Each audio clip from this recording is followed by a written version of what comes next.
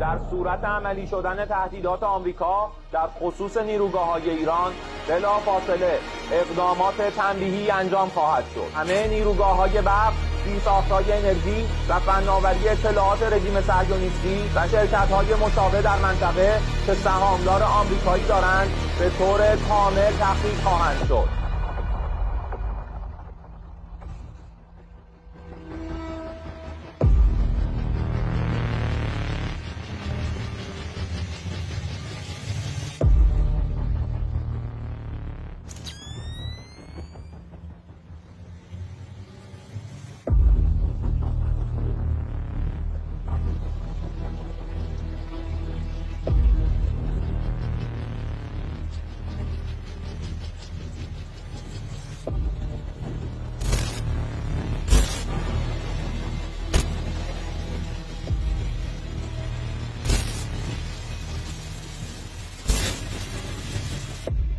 ما برای دفاع از کشور و منافع ملت خود دست به هر کاری خواهیم زد.